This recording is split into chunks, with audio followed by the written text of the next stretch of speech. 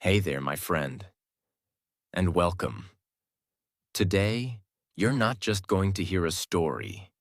You're going to live inside the life of a man who started with absolutely nothing and became one of the most powerful minds in human history. This is the true story of a poor boy who had no college degree, no money, no fame, and no special help from anyone. But he changed the world with his curiosity, discipline, courage, and unstoppable mindset. His name was Benjamin Franklin. This is not just a history lesson. This is a life lesson.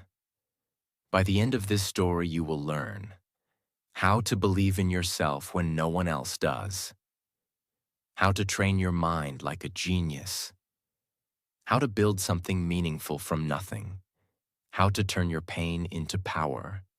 And yes, you will also improve your English by listening to one of the greatest true stories ever told. So get ready, because this is not just a story. This is your transformation.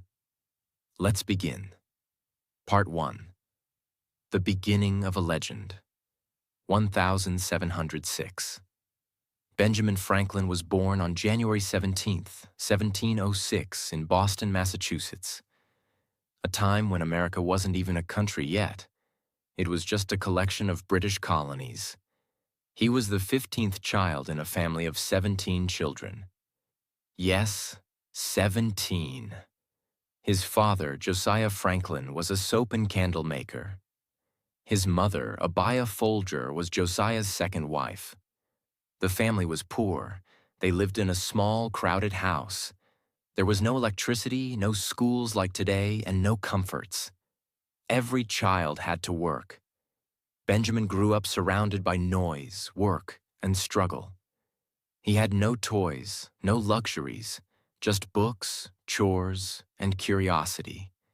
Benjamin's father wanted him to become a priest, so he sent him to school. But after just 2 years, the family couldn't afford to pay for school anymore. Benjamin was pulled out of school at age 10. Most people would give up, but not Ben. Even without school, he started teaching himself. He would read anything he could find, old books, newspapers, pamphlets. He especially loved books about science, philosophy, self-improvement, and how the world works. He used to borrow books and read them late into the night with a candle. He wasn't rich in money, but he was rich in hunger to learn. At age 10, Benjamin started working in his father's candle shop. He hated it. He didn't want to spend his life melting wax and dipping wicks. He wanted something more. His father noticed that Ben didn't enjoy the work, so he allowed him to try different trades. Eventually, at age 12, Benjamin became an apprentice to his older brother James, who owned a printing shop. This was a big turning point. In that small, dusty printing shop, Benjamin discovered his love for writing and words. He began reading and learning faster than anyone around him. He learned how to use a printing press, write articles, edit content, and express ideas powerfully. James started a newspaper called the New England Courant, one of the first independent newspapers in the colonies. Benjamin wanted to write for it, but James wouldn't allow him. He thought Ben was just a kid, so Benjamin did something brilliant. He created a fake name, Silence Doe Good, pretending to be a smart middle-aged woman. He secretly wrote 14 letters and slipped them under the print shop door. They were published in the newspaper, and readers loved them. Everyone wanted to know, who is this Silence Doe Good? When James found out it was Benjamin, he was furious. He felt jealous, angry, and embarrassed, and their relationship began to break. Eventually, at age 17, Benjamin ran away from Boston to escape his brother's control. Benjamin had no money, no job, no connections. He left everything behind and walked over 300 kilometers to Philadelphia, sleeping on boats, begging for food, and surviving any way he could. He arrived in Philadelphia tired, dirty, and alone. He had only a few coins in his pocket, but he also had a mind full of ideas, a hunger to learn, a heart full of courage.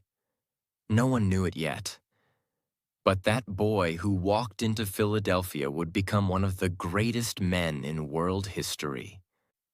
As he entered the city, tired and lost, he stopped at a bakery. He had 3 pennies. He bought 3 big rolls of bread, even though he couldn't eat them all. He walked down the street with 1 roll in each hand and 1 under his arm, looking like a funny, awkward boy. That's when a girl named Deborah Reed, standing at her front door, saw him for the first time. She laughed quietly. She didn't know that this hungry, strange-looking boy would one day become famous across the world, and one day, even her husband. Ben asked around and got a small job at a local printing shop, run by a man named Samuel Keimer. He worked hard, but he also watched, listened, and learned faster than anyone. Ben had a sharp mind, fast hands, and an unstoppable desire to be more than just a worker. He was disciplined. He woke up early. He read at night. He saved money. He practiced writing, logic, and public speaking in private. He didn't just want to earn money. He wanted to build his mind. Ben created his own reading schedule and read books on science, philosophy, politics, human behavior, business, ethics, religion. He didn't waste his evenings. While others played cards or drank in taverns, Benjamin would go home and read, write, and reflect.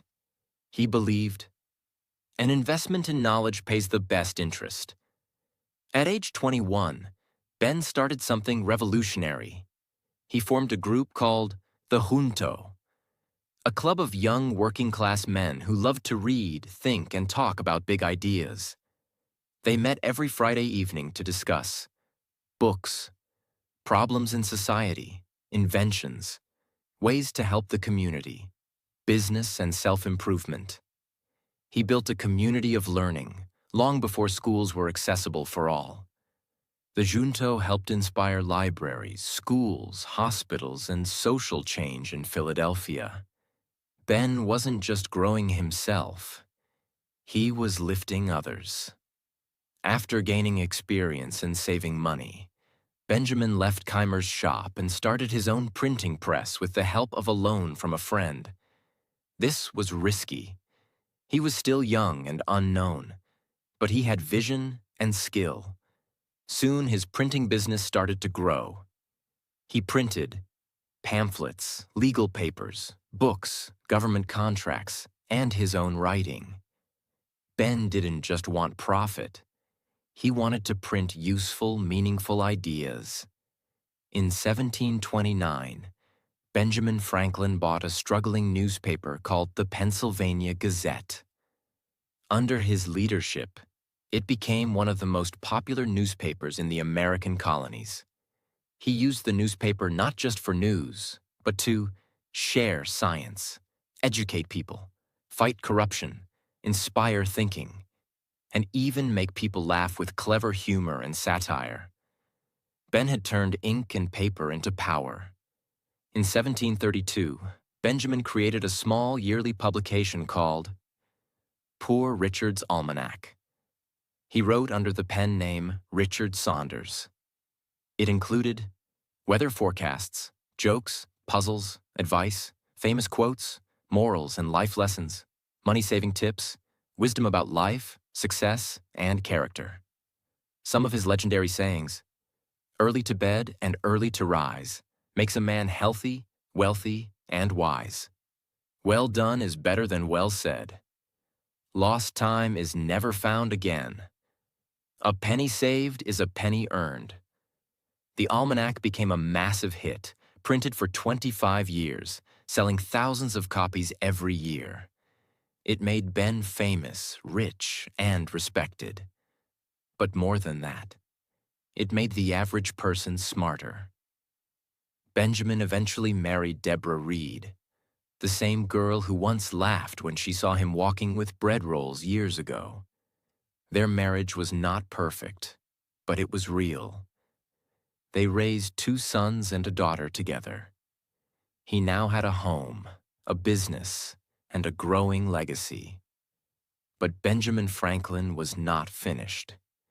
He had already become a successful writer, printer, businessman, and thinker.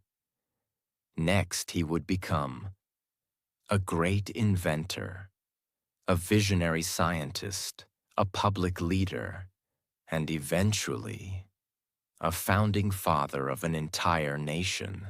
Part 2. The inventor, the scientist, the genius. Benjamin Franklin was now a well-known writer, printer, and thinker in Philadelphia. But he was never satisfied. He didn't just want to make money. He wanted to understand how the world works. Most people in their 30s or 40s settle down. Not Franklin. This was the beginning of his scientific mind, and it would take him far beyond printing. He asked himself simple but powerful questions. What is electricity? Why does lightning strike? Can we store power? How does the human body work? Can we make life easier with inventions? And then, he started experimenting. In the 1740s, Franklin became fascinated by electricity. At that time, it was a mysterious force. People saw sparks or shocks, but no one truly understood it. There were no wires in homes, no light bulbs, no power stations. Electricity was something people feared or laughed about. A trick, not a tool. But Franklin believed it was something real, something natural, and maybe even something useful. He began performing experiments with glass rods, metal keys, Leyden jars, early batteries, silk cloth, wires and bells, static charges from rubbing materials. He wanted to learn what electricity truly is, not by guessing, but by doing. He was not a trained scientist. He didn't have a lab. He had no formal education, but he had curiosity, focus, and courage. Franklin didn't just do experiments. He helped shape the language of science. He created new words we still use today, such as battery, conductor, charge, positive and negative, for electrical currents. Electrician, he gave it its modern meaning. He was not just discovering, he was defining the invisible world of energy. In 1752, Franklin had a bold, risky idea. He believed that lightning was the same as electricity, but no one had proven it. People thought it was dangerous magic from the sky. Churches feared it. Scientists were unsure. So Franklin designed a now famous experiment. He flew a kite during a thunderstorm. But this was no ordinary kite. He attached a metal key to the string. The string ran through a silk ribbon for insulation. He held the string inside a safe, dry area, not out in the storm, as many people wrongly believe. As lightning passed through the clouds above, the key sparked, proving that lightning was pure electricity. This moment changed science forever. He could have been killed, but his careful setup saved him. And now, the world knew. Electricity is real, it's natural, and we can understand it. This made Franklin an international scientific celebrity, even before America was born. After proving that lightning was electricity, Franklin invented something that would save millions of lives. The lightning rod. Before this, buildings, especially tall ones like churches and barns, were constantly struck by lightning and caught fire. Franklin's invention gave lightning a safe path to the ground. It was a simple metal rod placed at the top of a building, connected by wire to the earth. This invention reduced death and destruction, made buildings safer, and showed that science can protect human life. Many religious leaders opposed it at first. They thought lightning was a punishment from God. But soon people realized Franklin's rod was saving lives, not challenging faith. Franklin never stopped inventing. He didn't create things to get rich.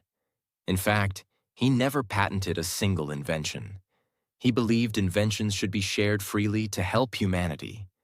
Here are some of his most famous inventions. 1. Bifocal glasses. Franklin had trouble seeing both near and far. So he created bifocals, glasses with two lenses in one, so you can read and see distance without switching. Millions still use this today. 2. The Franklin stove. Homes used fireplaces for heat, but they wasted energy and caused smoke. Franklin invented a metal stove that used less wood, produced more heat, and kept homes warm safely. It was especially helpful for poor families. 3. Swim fins, flippers. As a child, Franklin loved swimming. He invented early hand paddles to help people move faster in water, an early version of swim fins. The long arm. He created a simple tool to grab books from high shelves. It was a wooden pole with a claw, useful, creative, and still used in new forms today. 5. Glass harmonica. Franklin loved music. He created a unique instrument using glass bowls that made beautiful sounds when played with wet fingers. Even Mozart and Beethoven composed music for it. Franklin's experiments weren't just local. He began writing letters to scientists in France, England, and Germany, sharing his results. He was elected into the Royal Society of London and many other academies, despite having no college degree. He received medals, awards, and letters of admiration from kings, philosophers, and scientists. People now called him the Newton of the New World. And yet, Franklin stayed humble. He said, "I never knew a man who was good at making excuses who was good at anything else." He continued to write and publish essays on human nature, science, morality, public improvement, philosophy. His ideas inspired readers to think for themselves, ask better questions, and become better citizens. He believed, reading makes you wise, writing makes you powerful, curiosity makes you grow, discipline builds character. At this stage in life, Franklin had become a successful businessman, a respected scientist, a public servant, a loved family man, a friend to thinkers and leaders around the globe. And yet, his biggest role was still waiting. He would not just invent machines or words. He would help invent a new nation. By the late 1750s and early 1760s, Benjamin Franklin was no longer just a man of science. He had become one of the most respected minds in the entire British Empire. He had built a successful business, discovered the truth about electricity, created inventions that helped millions, written books and essays that shaped thought, connected with global leaders, kings, scientists, and thinkers. But he was about to face a new chapter, a chapter where his mind and his courage would be tested like never before. Because across the Atlantic Ocean, in the British colonies of America, a fire was starting, and Franklin would become one of the few men brave enough to face it. Let's understand the world Franklin was living in. 13 British colonies existed in America. All were ruled by King George III of Great Britain. These colonies paid taxes to Britain, but they had no voice in the British Parliament. People began to ask, why should we pay taxes if we don't have representation? Franklin understood this feeling. He had traveled between Philadelphia and London many times. He had spoken in front of kings, ministers, and wealthy leaders. He saw how the rich and powerful in Britain looked down on Americans. They called them rebels or uncivilized. Franklin, proud of his roots, began to feel divided inside. Am I a loyal subject of the king, or a voice for American liberty? In 1765, the British government passed the Stamp Act. This law forced American colonists to pay taxes on newspapers, legal documents, magazines, even playing cards. People were furious. This was not just about money. It was about freedom. They believed the British were treating them like slaves, not citizens. Franklin, who was in London at the time, was asked to defend the American people. And he did. In 1766, Franklin appeared before the British House of Commons, a powerful group of lawmakers. He stood alone in a huge hall surrounded by noblemen, officers, and critics. And he calmly explained why Americans were angry. He told them, Americans are loyal, but they want to be treated fairly. They believe in freedom, not forced control. They are willing to pay taxes, but only if they have representation. His speech was so powerful, so clear, so honest, that the Stamp Act was repealed, canceled, soon after. Franklin had won with words, not war. But the British still didn't respect the American colonies, and tension kept rising. Franklin loved peace. He tried everything he could to stop a war from happening. He sent letters, held meetings, spoke with ministers, warned both sides. But the British didn't listen, and Americans had had enough. In 1775, war began between Britain and the colonies. Guns were fired. People died. The American Revolution had begun, and Franklin knew it was time to stop being a messenger. It was time to become a revolutionary. In 1776, the colonies decided to break free from British rule. They chose a group of men to write a bold new document, the Declaration of Independence. Benjamin Franklin was one of them, alongside Thomas Jefferson, John Adams, and others. If the revolution failed, every man who signed it would be hanged as a traitor. But Franklin stood firm. He believed in freedom, human rights, and equality. He famously said, "We must all hang together, or we shall surely hang separately." On July 4th, 1776, the Declaration was adopted. America was born, at least on paper. But the war was still raging. Now came one of Franklin's greatest challenges. America was fighting the most powerful army in the world, Britain. They needed help. They needed money. They needed France. So Franklin, now 70 years old, crossed the dangerous Atlantic Ocean to travel to France alone on a secret mission. His goal: convince the French king to support America, get weapons, ships, and money, build an alliance that could change the war. But this wasn't easy. In France, Franklin became a celebrity. The French people loved him, his gray hair and simple clothes, his wisdom and wit, his ideas of freedom and equality. He was seen as a man of the people, not a royal puppet. He used charm, diplomacy, and intelligence to slowly gain the trust of the French court. It took years of effort, but finally, in 1778, France signed a treaty with America. This was a turning point in the war. Franklin's diplomacy helped bring French soldiers, warships, weapons, resources that America desperately needed.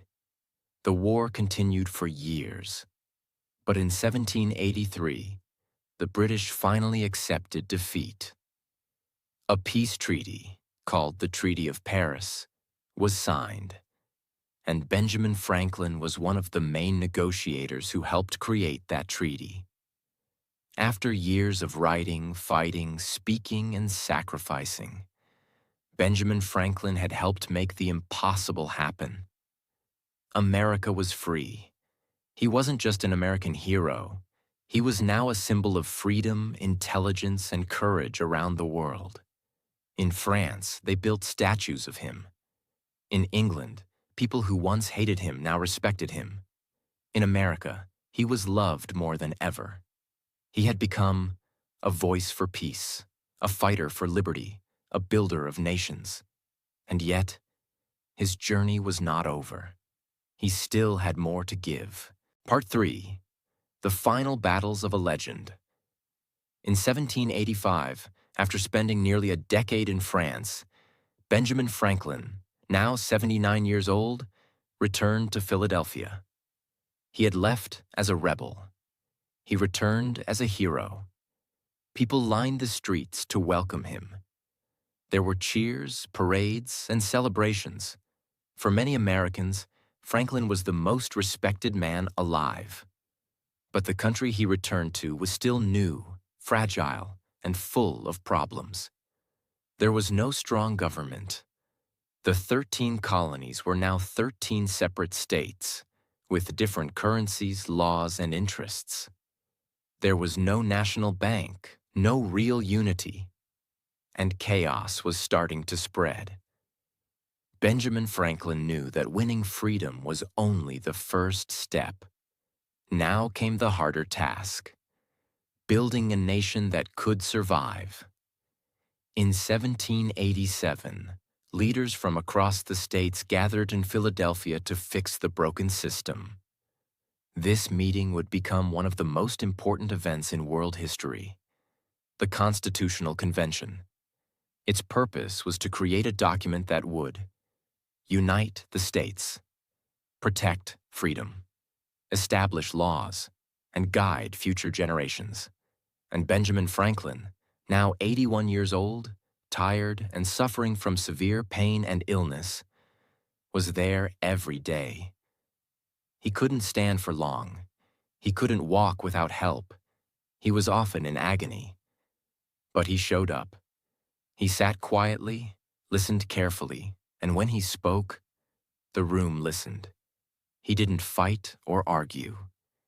He used wisdom and calmness to bring unity among men who often disagreed. And when it was time to sign the Constitution, Franklin, the oldest delegate, said something powerful. "I consent to this Constitution because I expect no better, and I am not sure it is not the best." He reminded everyone that no system is perfect, but unity is more important than pride.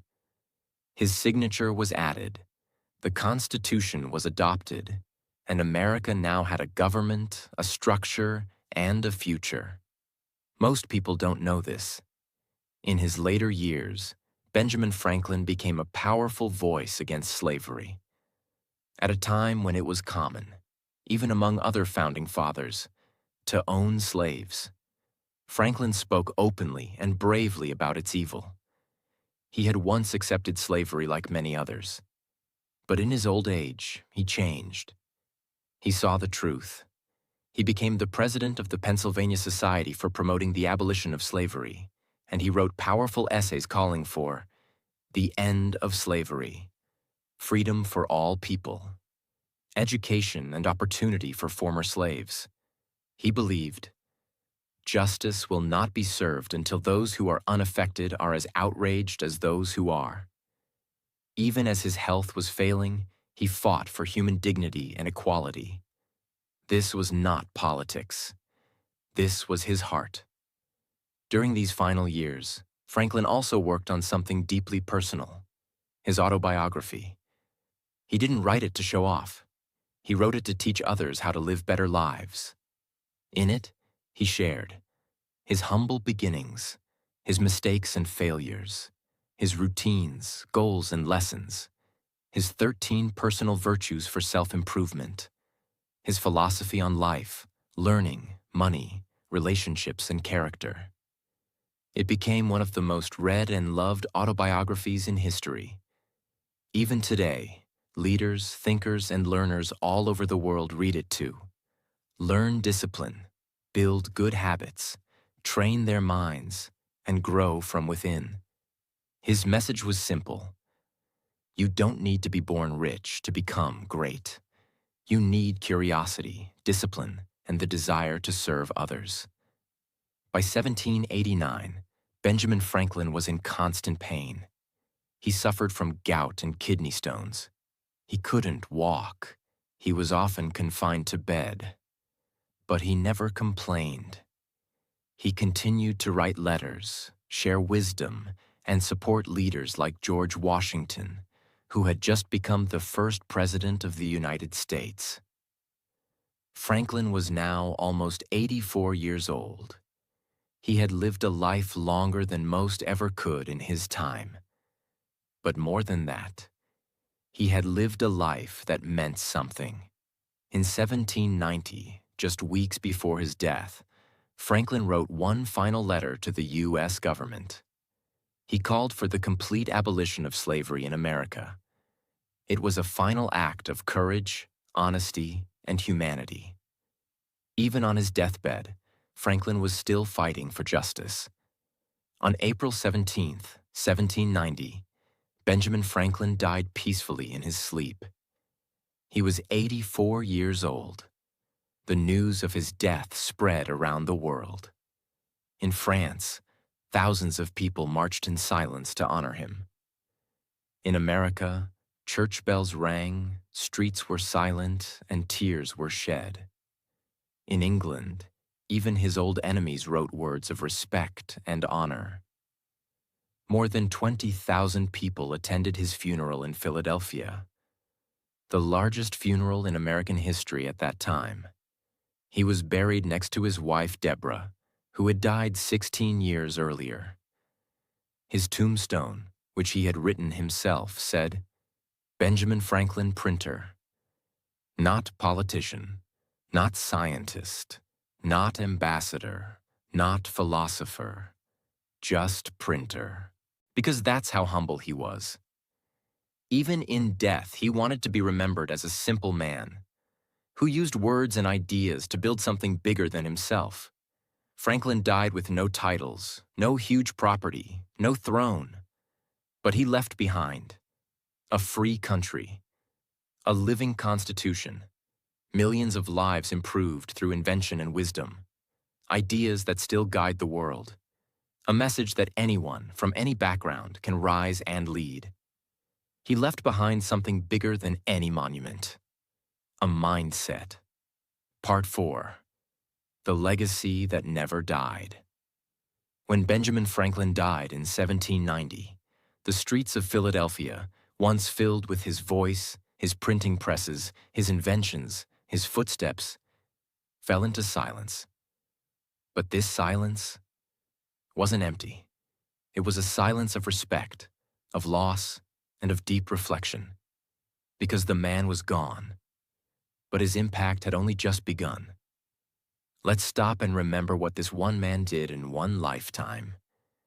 He dropped out of school at age 10, taught himself by reading old books, worked as a printer, editor, and publisher, created Poor Richard's Almanac, which became one of the most read books in history, discovered that lightning is electricity, invented the lightning rod, bifocal glasses, and the Franklin stove, created America's first public library, founded the first fire department, the first hospital, and the first public university in Pennsylvania, formed the first mutual insurance company, negotiated with kings, spoke in parliaments, and helped win America's independence, wrote and signed the Declaration of Independence, Treaty of Paris, and the U.S. Constitution, opposed slavery, inspired people across the world to believe in freedom, knowledge, and progress. And he did all of this with no technology, no formal education, no privilege, no shortcuts, no excuses. How? Because Benjamin Franklin never waited for permission.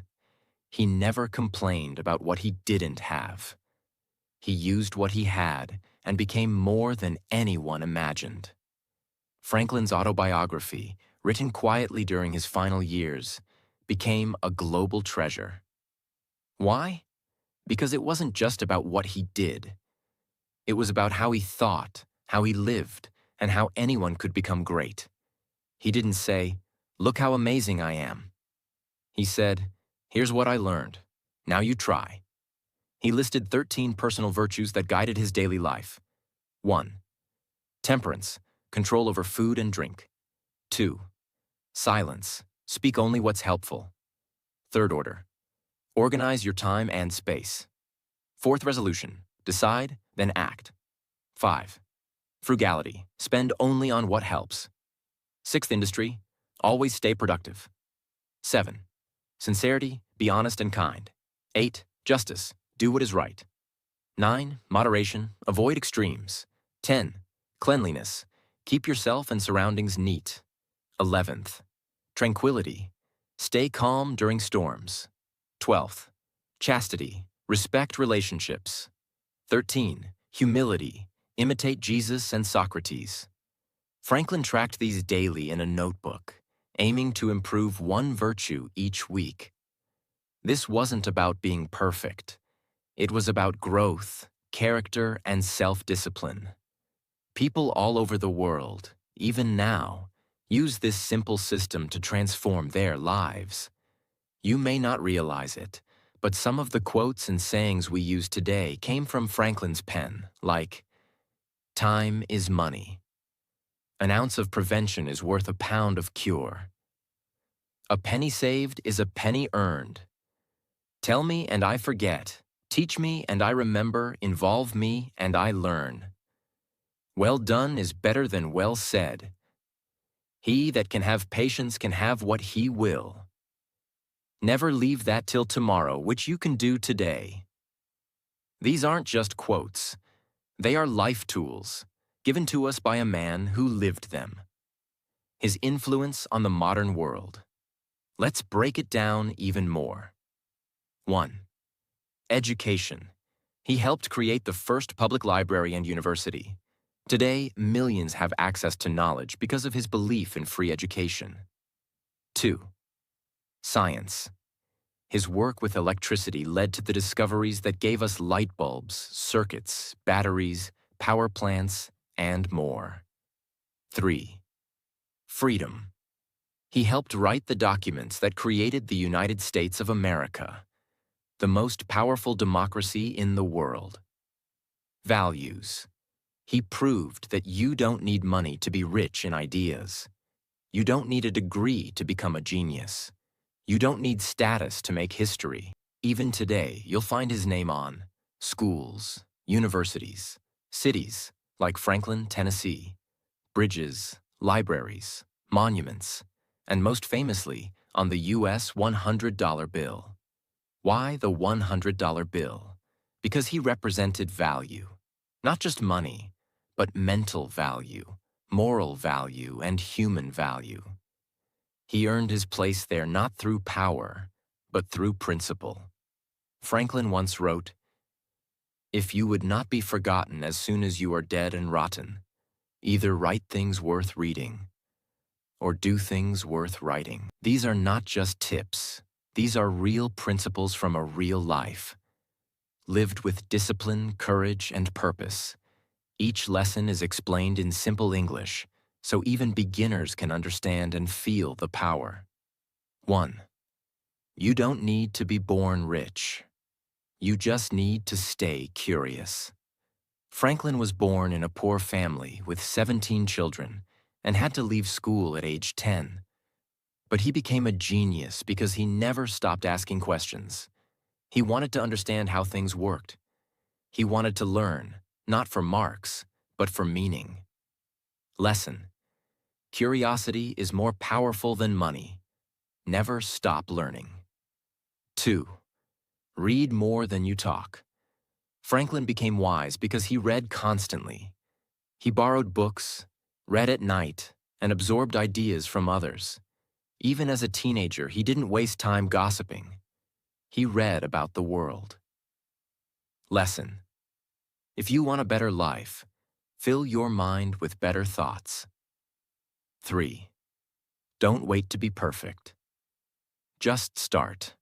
He started writing when no one believed in him. He published articles under a fake name. He ran away from home with nothing and figured life out on the journey.